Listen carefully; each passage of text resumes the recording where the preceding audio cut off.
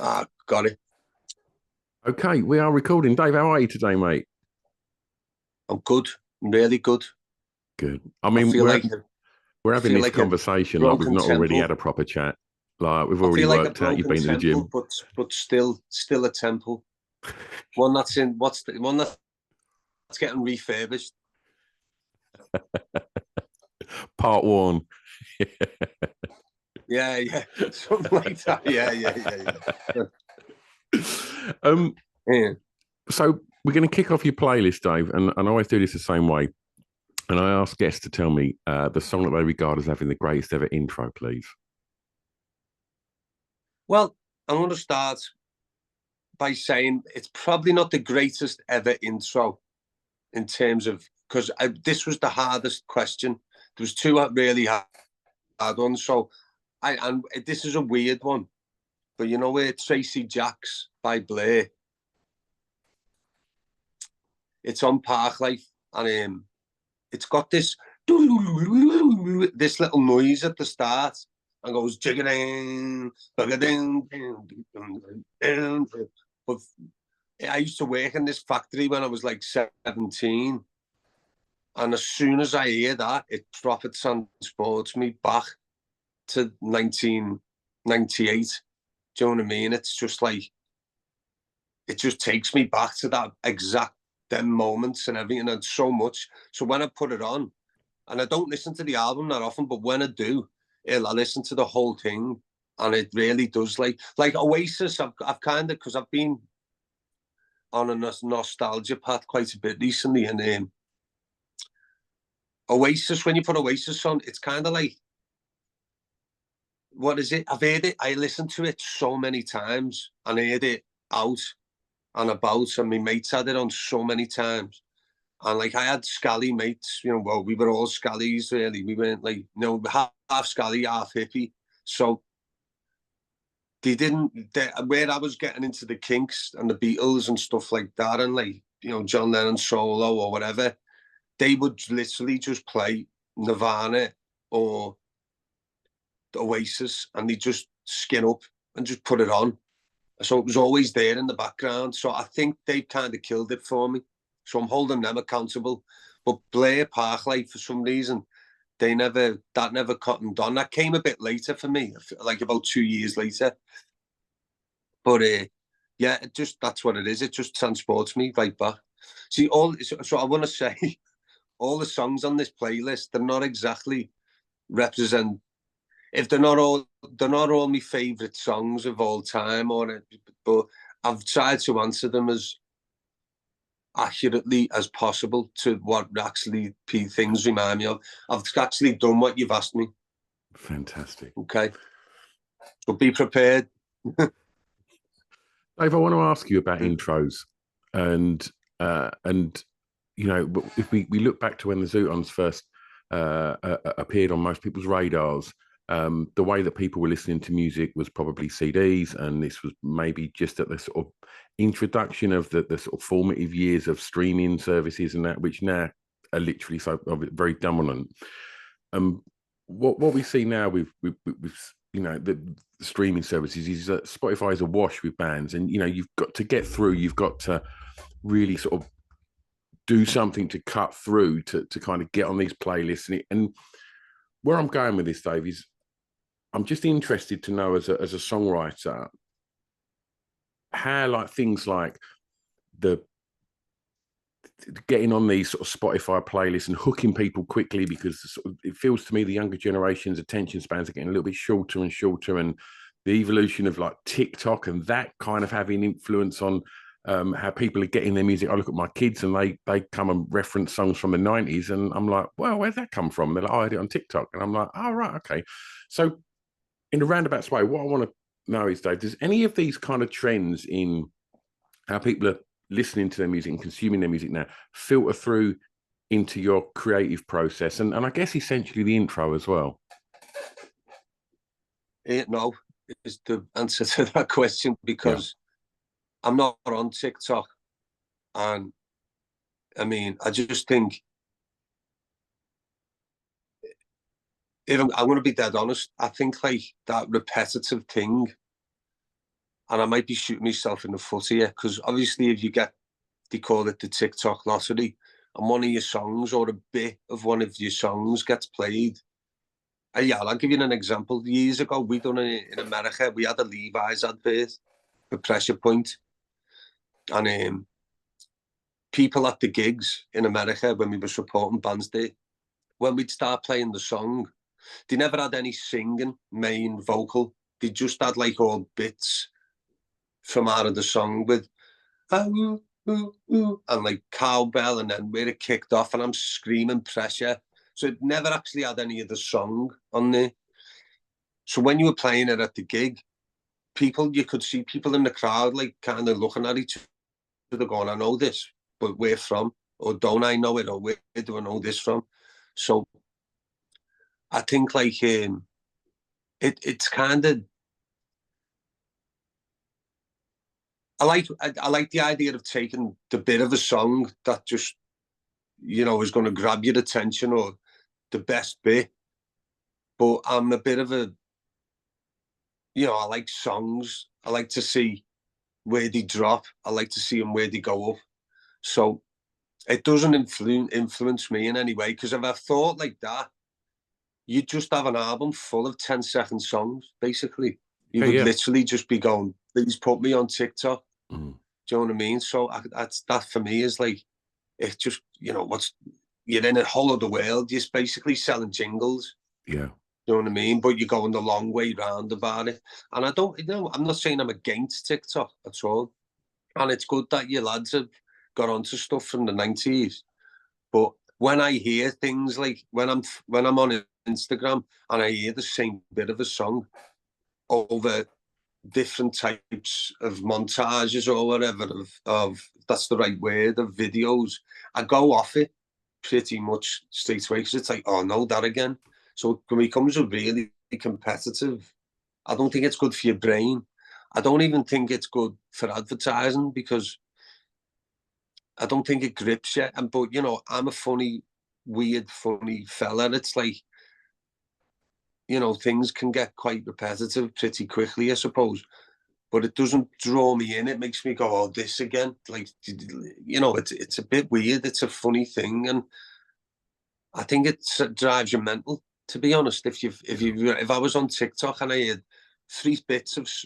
one bit of 3 songs pretty much all day for each video that I've seen, I think it'd put me in a weird mood, and I'd probably be quite grumpy for the rest of the day. But that, you know what I mean? Because it's bad enough on Instagram, but that's my honest thing about it. So no, I really don't do that. I try and see it like the intro. Usually, I mean, we used to work on intros quite a bit, but without realizing, because a lot of it you bring, the classic one is you bring your one thing in, and then everyone comes in, or you bring your one thing in, you have this other thing. So you have like ding, niddling, niddling, niddling, niddling, and the strings, and then boom, ding, ding, ding, ding, ding. So then the strings never really come back. That part never comes back. So that's, you know, exclusive, if that's the word, to the intro. And maybe, you know, then you kind of go back to it on the outro, but you do it heavier. But I don't know. I don't sit there and think about it too much. We don't work on intros really that much, because they're kind of obvious. Do you know what I mean? I think they kind of present themselves. It's interesting, Dave. Like I've done like 550 of these episodes now, and people that write guitar music and such generally echo what you've said. But the more sort of, I guess, commercial pop acts, they're the ones that lean more towards that, you know, start the song with a chorus straight away, you know, and I always kind of use the sort of, in my mind, I see it as like fashion and style. And it's like, you know, if you're just going to follow the trends, then you're going to have your 10 minutes, but that fashion's going to come and go. Whereas I think, like a pair of 501s, they're always going to be there. Do you know what I mean? Whereas your flares, your skinny jeans, and that, they're going to come and go. But do you know what I mean?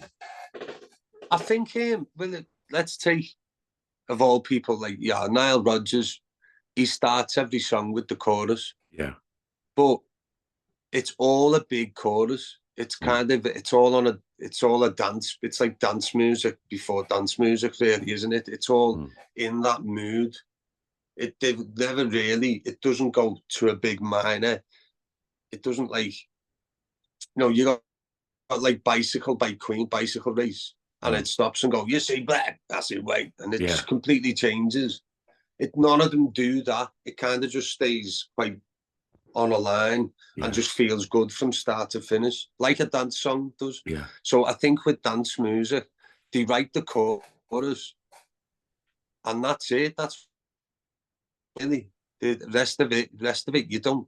It's rare I can remember. What Clean Bandit. We played with them last year, and it was like the start of the songs. It was like, what's this? And then when they got to the chorus, it was like, oh, right, yeah, I know this. Do you know what I mean? Of course I know this. This is huge. Yeah. So I don't know if that's a good thing or a bad thing, really. I think that's what makes people different. But yeah, you probably, with guitars, you have to, because you're playing it, you have to kind of feel your way into it. You want to you have to get your mood on before you start singing. So if you have like 4 bars of something before it comes in, that's good. But if you look at Help by the Beatles, that's a good example of starting with the chorus. Do you know what I mean? That's but the I most think, chosen one. That's the most picked song for this podcast. Well, it's done because everyone, because I think it's the first one of the first to do it. Or Bye Bye Love by the Everly Brothers. Like that starts with the chorus, but the verses are generally better, or it makes the verse better than the chorus, because is the story. Do you know what I mean? Yeah. So that's I'm not against any of it. I think if you've got like a really strong bit, why not start with it? Because as you say, people's attention spans seem to be dwindling. Is that dwindling? Dwindling. Whatever. They seem to be going like. I'm gonna ask you for track 2, Dave, to tell me the first song you remember hearing that had an emotional impact on you, please. Walk Right Back, the Everly Brothers. It's not the first song, but it's definitely was the most powerful one. Because I think I'd split up with this girl. I was about 19, and I went to my mates, and I'm sat there, and my head's battered, but I've just bumped into my mate. So when it takes your mind off it. So we build a little rocky spliff, have a couple of pulls each. I said, I've been listening to the Everly Brothers, and he went, go ahead, put them on, and I put it on. And I just went boom, and I just felt so sad. I didn't cry. I felt really lost. And it hit me hard what was going on. And it was the song that done it. So I said, look, I'll have to. He said, you're all right, me mate. He was a bit older than me, mate.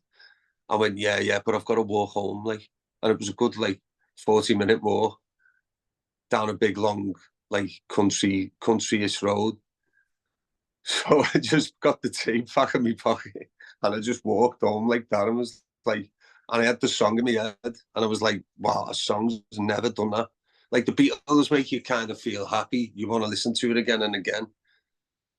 Whereas with that, I was kind of worried about the next time I heard it. And then a few days later, I put it on, and it wasn't the same. But, I've loved it ever since, just because I don't know how to play it on the guitar. It's just one of them songs. It's like, it sounds, makes you think it's all sweet and nice, but then I don't know, it just got me bad. I felt spaced. I mean, the spliff didn't help, but it was like I'm walking down the road and I'm looking up at the sky. I'm questioning the gods. Do you know what I mean? What's going on? But yeah, what a song. But again, when you learn that, it sounds really complicated, and I think it's the harmonies on any Everly Brothers song. It always makes these other chords up that only they can make up with the voices. But when you're actually learning how to play it, it's just G, A, D. Yeah, you know what I mean.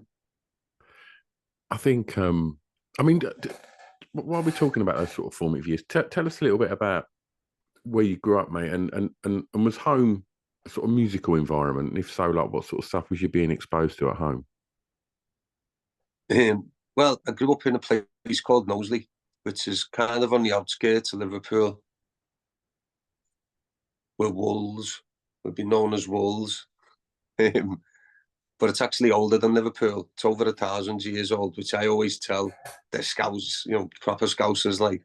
And I shouldn't say that because I'm a Scouse, about as Scouse as it sounds really, but it was like, it was kind of in between a load of big estates and this like Lord Derby's estate.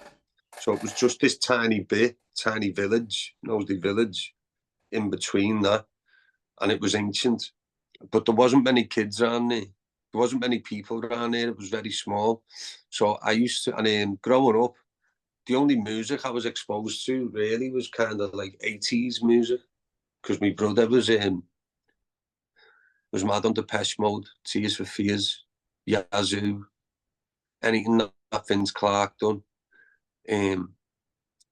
Later on, he was into like Aphex Twin and is it Warp or Mute? It's like he was into all that type of stuff, and he had a big influence on me growing up. And only later on in life, I think that's why I got into rock music, because all I heard in the house was 80s and synth pop really. So that was kind of like, and classical music. I didn't. It's weird one, classical music. I'll know it, but I can never remember. I wouldn't know what to put on to play you, to show you.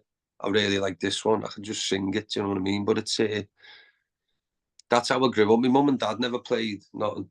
My brother never played nothing. I think he really wanted to. I think he still does. But no, then and my other brother wasn't really musically inclined like that. He was into rave. He was a raver. He'd go out and party all the time. Like This Is England. That was kind of his bag. Yeah. And so I was exposed to a bit of that growing up. But then, and obviously other lads from certain areas who play guitar was always interesting. And I got into heavy metal first. I got into Metallica, Megadeth, Pantera a bit later. Tried to get into Iron Maiden, and I still wonder what's going on with that band now, because I used to love Eddie Maiden. Like I used to have all the postcards. I used to have posters and everything. But when I put the records on, I was like, I like Run to the Hills, and that's it. The rest of it's just like, it's a bit theatrical, isn't it? I'm exactly the same. Exactly the same. Run to the Hills is a banger, but the rest of it, nah. Yeah, it's kind of like, it's like they nailed it with that song, but there's a lot of it. Mm. And I remember, Seventh Son of a Seventh Son. I remember loads of the songs, but it was kind of like Irish music, innit? But like on guitars. Yeah. Maybe that's what it was like. Because I'm not really, not that I'm not into Irish music, but I respect Irish music, but I'm leaning more towards country music, which is from Irish music anyway. But I'd kind of, sorry, I'm just gone off on one there. But that's what I grew up with, really. Just rock, Rage Against the Machine, Nirvana, they were big.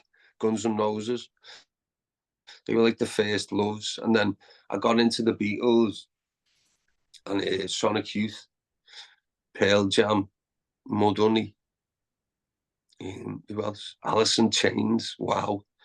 I just got into a load of different guitar. But when the Beatles came along, that was kind of like a life-changing moment, because there's so much going on and they're always speaking directly to you. They're not moaning about nothing. They never moan, and then it's all designed to make one feel at ease with everything, and it does what it says on the tin, you know what I mean? It's like all the rumours that I heard off my mum and all that the Beatles were the greatest, is kind of true. Do you know what I mean? And it could be, I don't care if people think that's boring, because it's just the truth. Do you know what I mean? And the fact that they were from not far away. That kind of made me, when I was a kid, I was like, oh, they're not American. You know, I like American music and, you know, but then all of a sudden it's like, well, these kind of sound American, but they're from down the road. I was like, okay, yeah, that works. But emotionally, that tore me apart because I'd have these phases then where I was into the Kinks, the Stones, the Beatles, Led Zeppelin, and it was like, and then I'd get into grunge music again.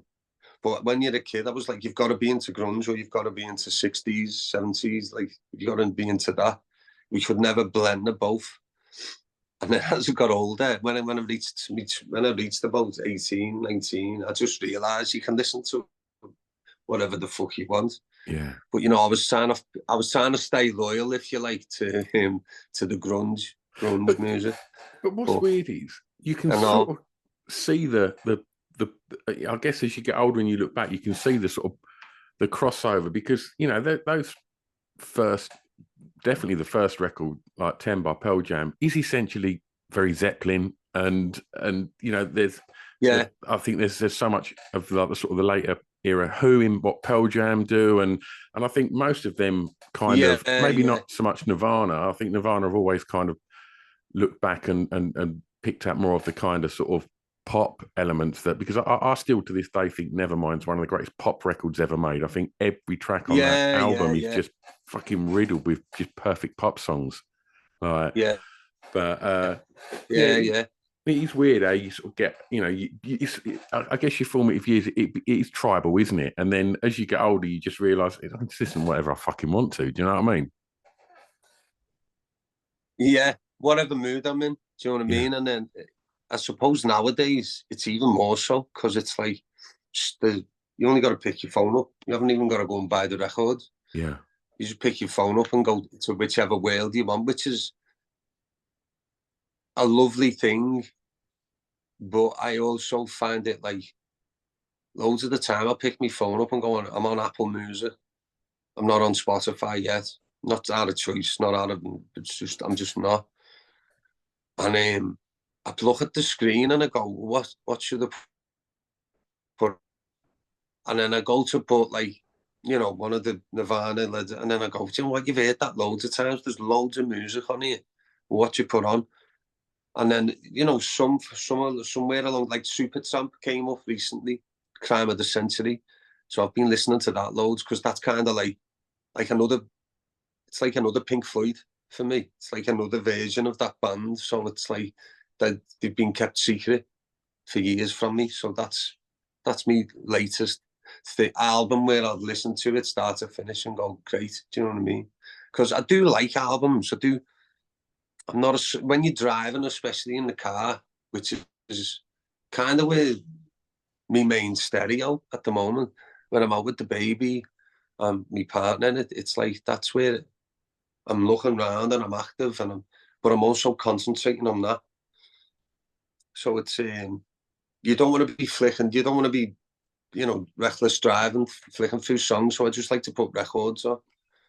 Do you know what I mean? And I try and find playlists, but I'm really bad. I've got to be honest.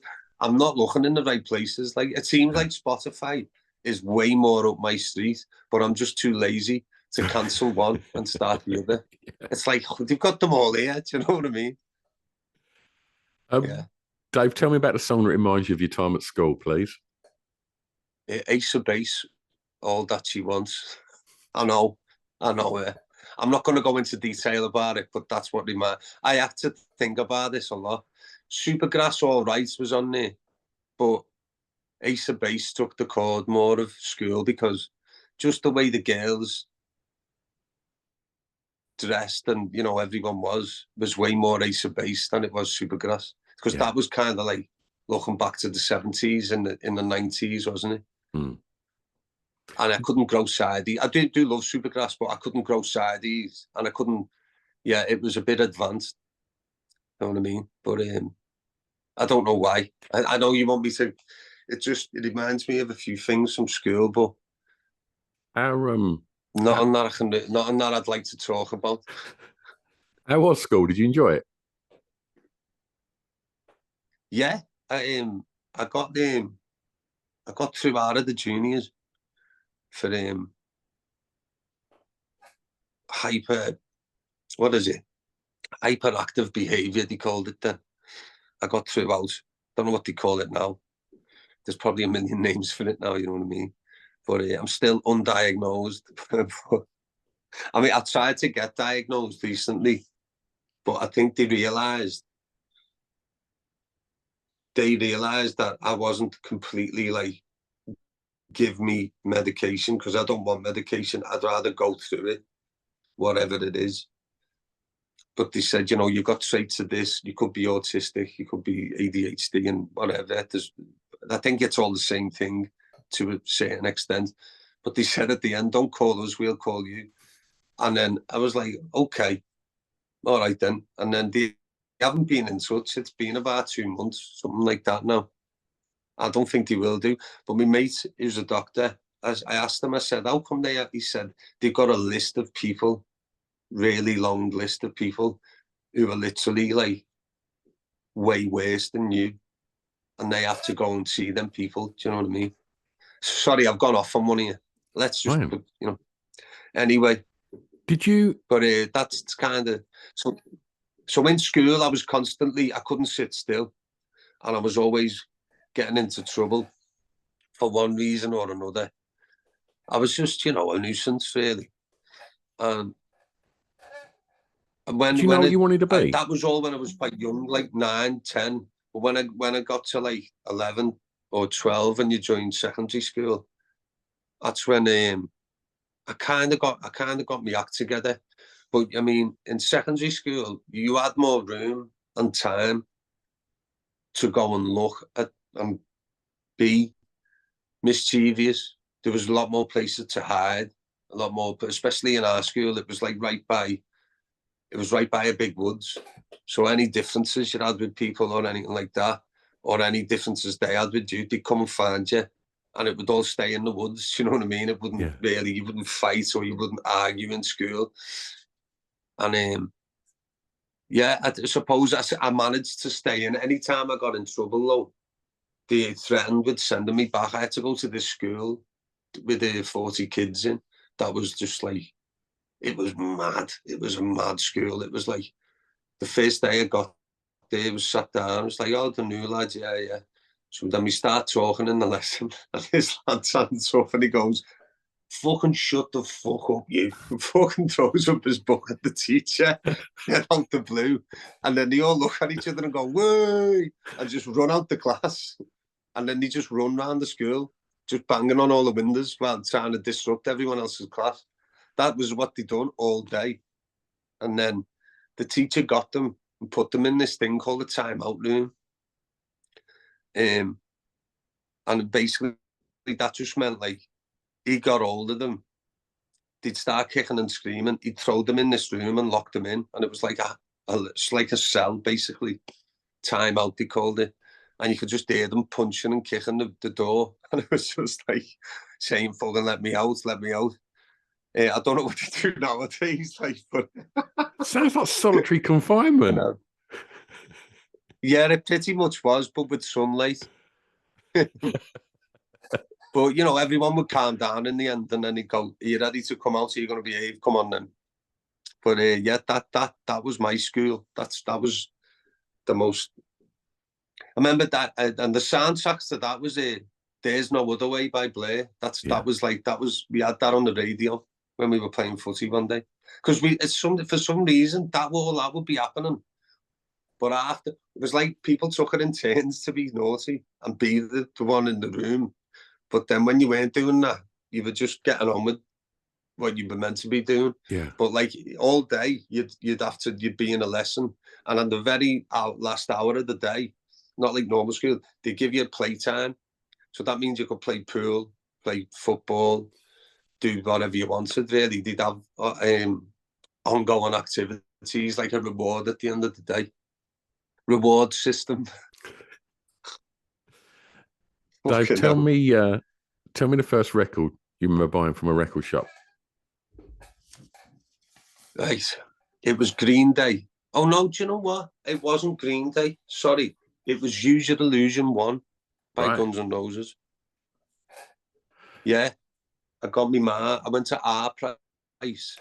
I think it was like £6 for the cassette. My ma gave me it, brought it home, listened to it. And my mum was like, you know, getting that bloody money off me, you. And I went, well, mum, I've got something else to tell you. She went, what? I went, part 2's coming out next Saturday. And everyone's going to have it. I know the blue one, it's the away kit. Do you know what I mean? And she went, all right then, here's £6. Here's your bus fare. Here's a tenner. Go to St. Helens and go and buy it. But yeah, and then I bought it the week after, and I was just like, wow, this is amazing. It was like, when's part 3 coming out? And obviously it never did. And he didn't do anything. I don't think he ever done anything again, to be completely honest. Yeah. That was any good. But what a shame, like. But still I got them. But so that was it. Whenever after that, I can't remember what albums I got. I think I got into taping albums then. Do you know what I mean? Because what it was, I let people use my tapes to copy onto theirs from the masters. And then I kind of had this life then.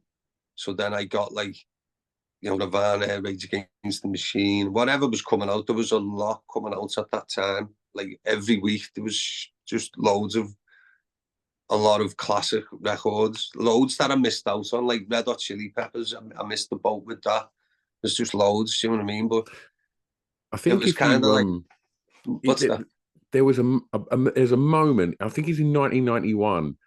Like, and listeners, you know, I probably got this wrong, but I think it's about 1991, and it was the year that I think it was like Nevermind, 10, Alice in Chains, Green Day, Rage Against the Machine, Smashing Pumpkins, like Sonic Youth, like all released like fucking incredible albums. You just think, does that happen that often? Do you know, Verve, would have released, would that been Storm in Heaven? Yeah. Like, what a fucking live band they were at that point, man. Like, when he was... Well, that was the first band I ever seen was the Verve supporting Smashing Pumpkins. I was 11. And it was, I went to the Royal Court with me bigger, older mate. And we went to watch them, and what a night that was. But looking back, you know, it's such a cool first concert to go to. But the Verve were great. I bought the album, and I was a bit like, it was quite hippie-ish, but I still liked something about it. I think I like it more now than I did back then, you know. I was at that, not that show. I saw that tour in London. Yeah. So I was a big Pumpkins fan, and it was, first day was Gish, wasn't it? I think, like, for Pumpkins. I don't think they've released Siamese Dream. It was that. Was it Siamese Dream? Oh, it was. Yeah. Right. I thought that was like the first one I ever heard. Yeah, but like, as much as I love the Verve, that era of him generally being Mad Richard, he was unbelievable to watch on stage at that point. He was just absolutely fantastic, and that live version of Gravity Grave, that, like, I don't know if you've heard that, the live version from Glastonbury. I think they put it on the B side of one of the singles. Fucking hell, man, it's just phenomenal. Do you know what it was? I was in. Yeah, sorry to talk over you. That's all right. No, I think there's a tiny delay on this, so I think, like, but go on, carry on, though. No, I think because I was into like heavier stuff, and it was the first band I'd ever seen in a venue.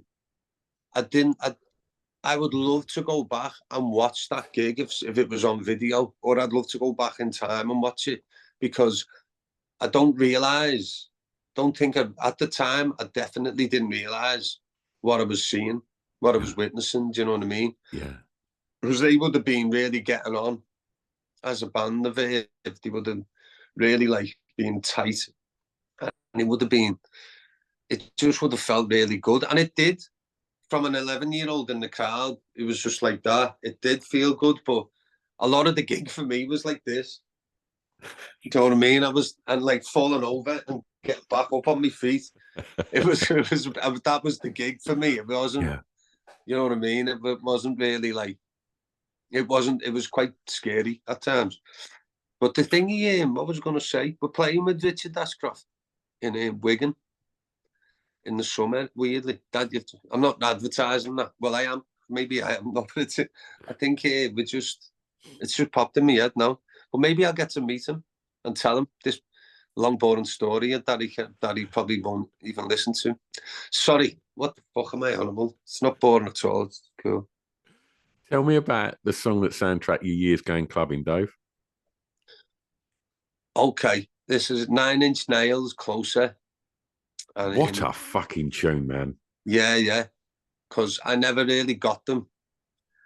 And I used to go to this club called the Crazy House in Liverpool, and it was like a bit of a metal club one night, and then an indie club the next, and then it was just an all-rounder on the other night. But I'd try and go as much as possible because, you know, it was the only place really, if you had long hair, that you could have a drink in peace and maybe cop off with a girl or two. Like, so it was, but that song came on, and there was this really geeky lad, and he had no top on, and he had like all, you know, piercings and all that. And I used to look at him and think, fucking hell, man, that looks like hard work, what he's done to himself there. And not in a bad way, just like fair play. That's what he's living his life. And then that song came on, and I was at the bar, and I walked to the edge of the dance floor, and he had two birds at each side, and they were like doing this, and doing this like sexy dance. And he was like, you know, kissing the pair of them, and they were kissing each other and all that. And I was just stood there like that, with the eyes hanging up my head going, fucking go ahead, mate. Like, yes. You know what I mean? I was like, fucking hell, I knew he had something about him.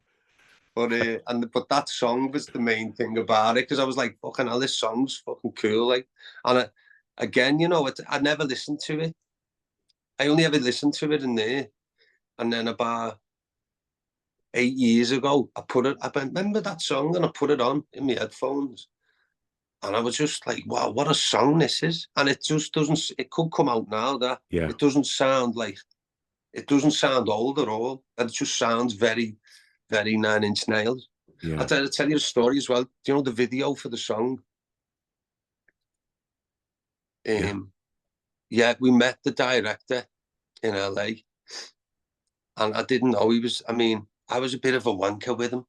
He said he liked our band, and he was like, maybe I can do a video for you. And I said, like, you know, really, do you like our band? I said, well, what do you like about it? And he told me exactly what he liked about it, and then called me an asshole. And I was just like, he said, I like this song, I like this song, and I like this song. So fuck you, asshole. I was just like, you know, looking back now, and at the time I was laughing like you are, laughing, but looking back now, I was like, we probably could have made a really cool video. I mean, we ain't got closer. We're not that type of band, but we could have done something. We probably could have made a better video than what we actually did. Yeah. You know what I mean? But you know, life's full of resentment. I like the fact that you're being completely transparent. That fundamentally comes down to the fact you was being a wanker. Yeah, fucking well, do you know what I mean? There's no two ways about it. It was like, you being a fuck. But I was a wanker. I was in a wanky kind of mood. I wasn't enjoying myself. We had all this big studio. Everyone in the band fucking hated each other. It was just like third album fucking blues. Do you know what I mean? But yeah, he just came in at the wrong time. You know, you can be a wanker. It doesn't mean you necessarily are a wanker all the time. Yeah. I keep telling myself that. Anyway. Fucking hell. Yeah. Dave, I'm going to take you home for track 6 and ask you to tell me your favourite song from an artist from your home county, please. Well, you know what's coming here, don't you? The Beatles and Your Bird Can Sing, because it literally is like an antidepressant. If you're feeling a bit weird, or you're feeling anxious, which as you get older, I think becomes more of a thing, and you overthink. If you're overthinking, I'm an overthinker. God, and you put that song on, it's like, it just sorts your head out big time. Just makes you feel better. And it's like, all right. Even talking about it's making me feel better. And it's even just the like that is just. I remember when I was in school when I heard that, and I nearly started crying. Do you know what I mean? I was just like, wow, what's that? And then some fella showed me how to play it. And then it was just like, this is incredible. But you can play two notes at the same time. He said, yeah, it's like a mini chord. And I was like, yeah, but it's not, is it? It's kind of like, I don't know. It was just an amazing song. I don't even, I think, yeah, and the song's kind of, it's kind of a sarcastic thing on him saying, and your bird can sing. You know, you keep telling me this and that, and you tell him, yeah, but I don't believe you because you know what I mean. Your bird's doing your head in. Clearly, that's what John Lennon meant. So it just gets deeper the more and more you find out about it. It's just a perfect song, like. If I want to pick up on something you said earlier about, you know, when you pick your phone up, you know, there's the whole, you know, the whole universe of music is there. But a lot of the things that you've sort of spoken about today, you know, referencing going to our price to buy things, you know, those, and I don't want to sort of venture into granddad territory and you know, talk about the good old days and how it's all changed. But do we? The one it's thing, not granddad. It's, you know, are you physically a granddad? Like, I'm not yet, no. Like, Not yet, so you're not. It's officially not good. During the war. But what? You know, all right, come on, Uncle Alfred's all right. Come on. The one thing that I miss, and I, you know, if we're doing these podcasts, the amount of attachment that people put in, you know, referencing going to this shop, buying that, and they can go, I remember that first record I bought was in that shop, and I remember it cost, you know, £4, £6, whatever it was. And, you know, you saying about Use Your Illusion and going back and, you know, wanting to get the next, you know, the second one. And one of the things that all of them, you know, when I mentioned all of those albums as well, like Pearl Jam, Nirvana, like all of these bands have got such, when I think of them, I think of these iconic album sleeves. And I think what I think is lost, and I'm interested to get what your thoughts are on it now, because when you look at your phone and there's a new record by somebody out, and that artwork is the size of your thumbnail, it's like literally, it's smaller. Whenever you see these smaller. Yeah, whenever you see these sort of books or documentaries about the greatest album covers ever, none of them are from the last 10 years. And like, and it's, there's probably great artwork out there, but I do feel that that's something that I miss, being able to sort of pull out that album and have a look through the sleeve notes. And when you could only afford one album, you know, every couple of weeks or whatever, you'd fucking devour that album, wouldn't you? Listen to it back to front, and to the point where you'd know. Do you know what it is, right? Sorry, I think that's all right. That's all right. Now go on. I totally agree with you. But basically, we're on the cusp now of you know, you've got fucking, you remember Games Master? Fucking, what was his name? The guy with the brain. Remember, that's the brain. You've got the fucking brain. Google is the brain. So we're on Games Master now. So basically, but it's Games Master with a twist, because it's fucking real. And, you know, you ain't playing no games no more. So it's just like, you basically, the next thing now is to put your VCR, is its headset on, and then you'll be in the record with a load of animation and images, or you'll be at the gig in your headset, which is cool and all that. But it's not cool if you remember the good old days, as we said, you know, during the war. Do you know what I mean? It's like, it's not good, because you have to use a lot of imagination and going to the shop and just looking at albums and going, right, I want to pick that one because I like the colour of it. You know what I mean? I like the look of that. And I hate to say it or sound like a conspiracy fucking dude or whatever, but it's kind of like, the more it's all directed now, it's staying where you are and not really leaving the house and not communicating. As far as I can tell, it's kind of more, if you're communicating with someone, it's usually like we are now. we haven't met up. Do you know what I mean? So, and I'm not having a go at you because it is easier. Do you know what I mean? And you probably don't want to spend that £100 or whatever it is to get on the train and come and see me because we can do this. But this is a good interview. So sorry, what am I saying is the less and less money there is, and the less and less advantages you can put on yourself, or if that, the less and less luxury you've got to go and do certain things like that. Because I'm saying luxury, it's not really luxury, it's just communication. I just think the world is communicating less and less and less, but it's under this guise of staying in your house, never moving out your house. And so that it's going to play on that. I know I've gone off on one here, I really have, but I just think, I don't know what the answer is. It's just the natural. I don't like it. I don't like streaming services in any way because they don't pay you any fucking money. Do you know what I mean? But what can you do about it? It's got you by the balls, like, do you know what I mean? People still buy vinyl, and that's great. And like, you can buy our vinyl, and I'm not against AI. I'm not against sitting there. If you went home and you put a DVD on and you watched the DVD with your album, that's kind of how you've done it. I'm all for that. That sounds incredible. Do you know what I mean? But it's a lot, isn't it? It's a lot to do. It's just. But what I'm saying is, what am I saying? I fucking forgot what I'm saying. It's communication, Dave, and it's exactly that. And what you were saying about, staying in.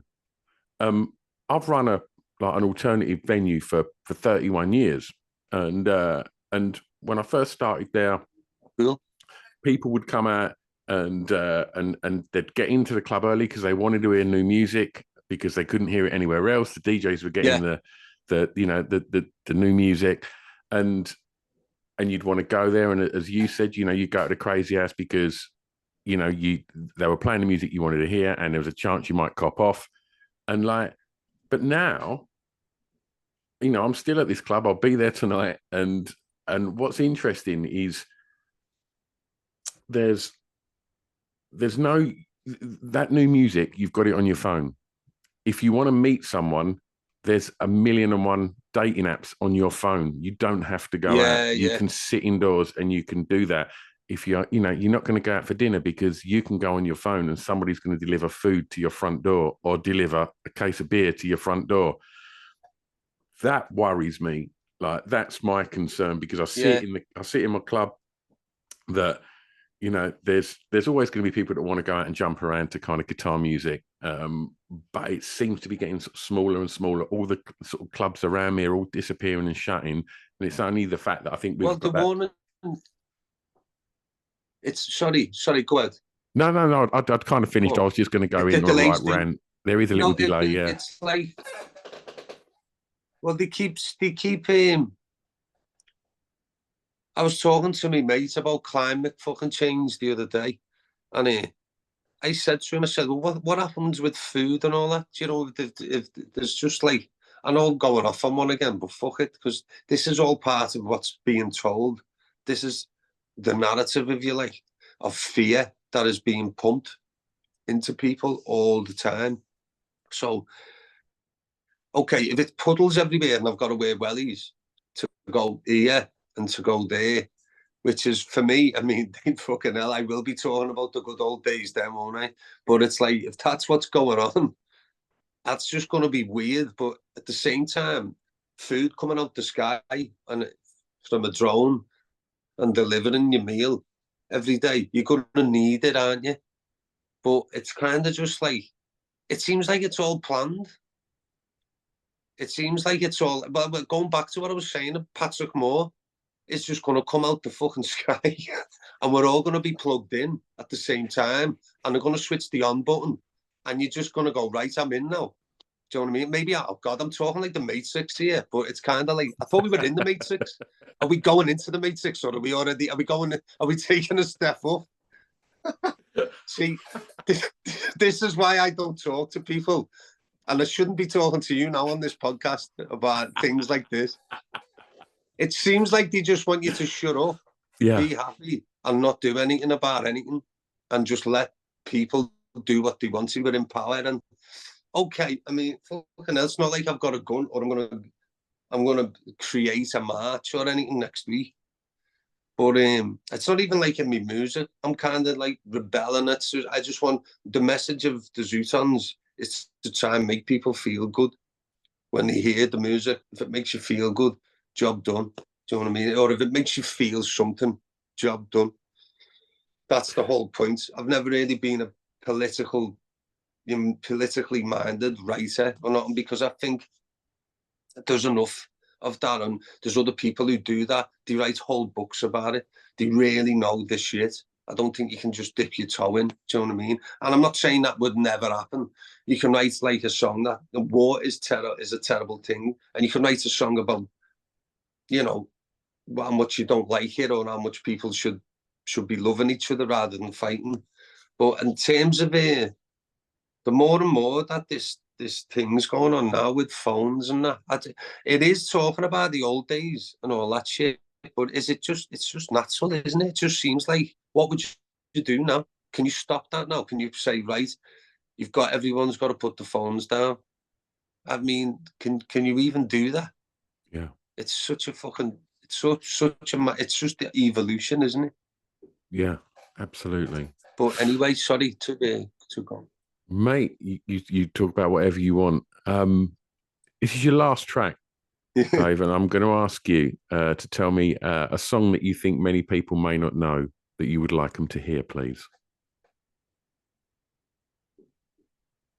Well, it's Devin the Dude, See What I Can Pull. And I don't know if people should hear it, but I kind of like rappers when they rap about shit stuff, or they rap about real stuff. Do you know what I mean? But really, you can tell that they're sad deep down. Like, so this tune's about, like, he's got no money to get into the club, so he waits outside till the end of the night for drunken girls to come out, and he sits with his mates on the car, and he's waiting outside to see what he can pull.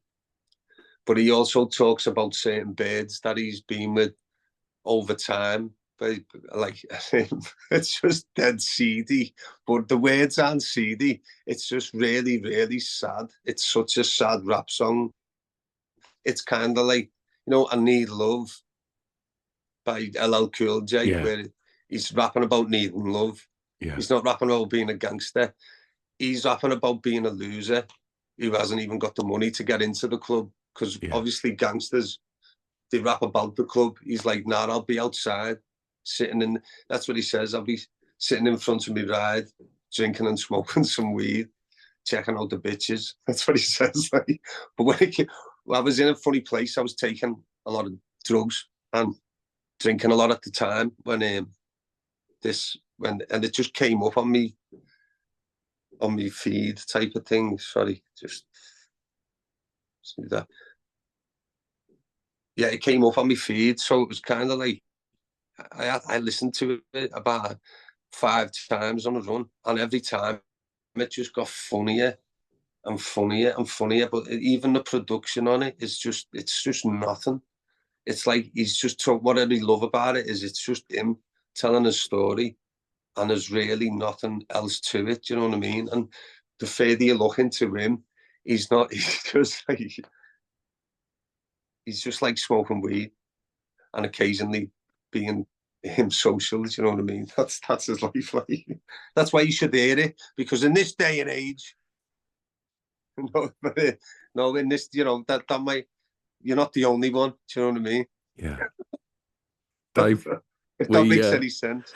We make it nice and easy for people to go and check that out, and all the songs that you've spoken about. We do a little Spotify playlist to accompany the podcast, so people can go and check out all your tracks. Oh, cool. And obviously, we'll put your music on there as well. And like I said, we spoke about so many great records. What's going on with the Zutons? What's happening? So, what? We've got a tour starting next week. We're doing Sunday brunch on Sunday. doing a spot of miming on Sunday. Well, not mine. I'll be singing live. Oh no, and I'll be playing my guitar live. We'll all be singing. So it's half mime, half Bachansa. Yeah. In fact, these days that's live. We'll be playing live on Sunday brunch. Next Sunday. And thinking what else are we doing? We're doing a tour in April. So that starts like a week after. And then we're just doing loads of gigs, loads of promo. And yeah, that's it really. Just really busy. But the album itself, that's out in 3 weeks. Well, I don't know when does this go out? About then. Okay. So this would have all happened by then. I reckon it'll be out in about 3 weeks, yeah. Yeah. Well, the tour, we've just done a tour, and it's really great. we could. I'll tell you what. I didn't realise that if the tour starts in April, because you're playing Southend, you're coming down to my neck of the woods, and but we've already done that. You've done Southend, and you know what? Yeah, we've done Southend, and it was really cool gig. Oh, yeah, and man. I was impressed by the fair in Southend. It was fucking like. Have you been to Blackpool recently? Not recently, no. It's like shut. It's like. No, it's like every time I've been, it just seems to be shut. Maybe I'm going the wrong time of year. But Southend, when you went, it was like, oh, this is what it is. This is what a fair is, should be like. Everything was open. There was loads of people there. Yeah. It was like the good old days. So tell us what people can expect from the album, Dave. 9 songs, musical journey. All pretty upbeat. Oh, what's the word? It's optimistic. It's an optimistic album. It doesn't mention Brexit. It doesn't mention Boris Johnson. It doesn't mention all the things that a lot of other people mention. Really, it's kind of just in its own world, and hopefully you can be part of that world when you listen to it, and enjoy it, and hopefully you can take your mind off whatever it is doing your head in, or help you with it if things are doing your head in. You know what I mean? It's just we looked at the running order. We didn't necessarily put all the really upbeat songs on it. We kind of just tried to space it out as good as. And when we got to the 9, because we had about 12, 13 songs. Well, we've got millions of songs, but we had 12, 13 recorded. We just looked at it and was like, it's really good as 9. And, if you look at Led Zeppelin, Pink Floyd, Talking Heads, Remaining Light, or any Can album, kind of like, most of them songs, they only have like 8 songs, 7 songs on them. And I think it's the future, really. It's like they've become this thing with Sony, when we were on Sony, that you had to have 12 songs on every record. And it was like, really? So it seems like a lot of storytelling going on, do you know what I mean? You can do a lot of that within the 7. You don't have to do that. You can get your point across with 1 song, really, and then just have that go on for half an hour if you're really good, which is hopefully what one day we can do on one of our records, you know what I mean? But yeah, that's what to expect. And Dave, if people want to keep up the speed with where you're playing and releases and such, where's the best place to keep up the speed with all things Zutons, mate? Instagram, the Zutons official Instagram. Because you won't find any posters anywhere, that's for sure. Got me fucking. Stop it. Let's get with the new age. Sorry, mate, what's your name? Stu Whiffen. Yeah. Cool. Dave, honestly, mate, I've been I've been trying to get this interview with you. I reckon I reached out when I first launched this podcast 4 years ago, because you was one of the first people that I reached out to try and get on this podcast a long time ago. Wow. And I'm so happy that I got to make it happen today. So I really appreciate your time, mate. I feel like I know you, but now I actually know your name, so we officially know each other now. Fantastic. Cool, innit? I was shit scared of the podcasts, mate. Why? And then because we were doing all these fucking like BBC Radio South, Radio Norwich, fucking type of things, and they're not bad. They're just a different format, aren't they? Yeah. And they'd say, "So where have you been for 16 years?" And I'd just say, "Well, drug addiction had a big part to play in it." And they'd just go, "Okay, next question." I'd just fuck it off. And it was kind of like, it was like keep it light, you know what I mean? It was like Partridge, but without the jokes. Do you know what I mean? So I was kind of like, I thought, is it going to be like that on a podcast? It's like, and then you start thinking, who am I? Like, who am I? Fucking Robert De Niro or fucking what's his name, Randy Newman? Do you know what I mean? What am I going to talk about for an hour? But it's like, it's actually the way forward. I think a podcast, because you kind of get. You get to what it is you're trying to say and express, and you even just if someone's bothered to listen to it, you can hear that person is. You can hear what that person's like, whether you like them or not, or whether you want to listen to the record or not, just by the conversation you're having. If that makes sense. Totally agree. Maybe I think that's not a good thing. No, I totally agree. I think like. Sorry, go on. For me, when I see like my favorite actors or musicians on, I'm taking nothing away from Jonathan Ross and Graham Norton and things like that, but it's like, right, one little anecdote and like, what are you plugging? Then gone, and you don't really get to chat. And I think that's what I quite like about podcasts. Yeah. You can just have a natter, and wherever it goes, it goes. Yeah, I mean, this album, I would say it's not about drug addiction or getting over it. There's one or two songs that touch on it, but a lot of it, like some of it was wrote when I was on mushrooms. A lot of it was wrote with alcohol. So it's not like I'm anti getting off your head or I'm trying to push sobriety. I was just personally in a bit of a bad place with it. So I had to stop. But I think a lot of the press releases and that, they kind of make out like, oh, he's clean now and all that. And it's kind of like, well, I don't want people to come to the gig and not drink. Do you know what I mean? It's like, do what you want to do to makes you feel good.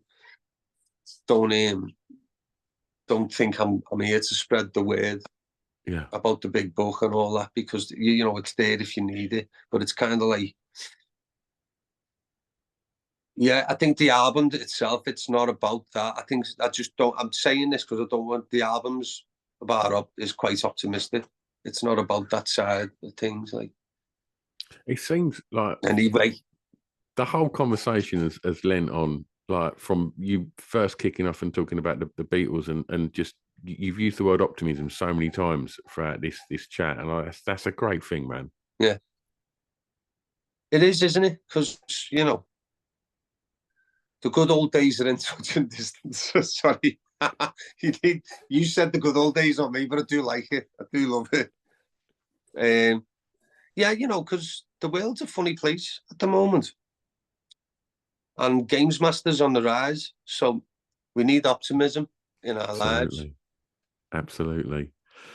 Dave, thanks so much, man. I'm going to press stop on here, but don't go anywhere. Just going to press stop, but don't disappear.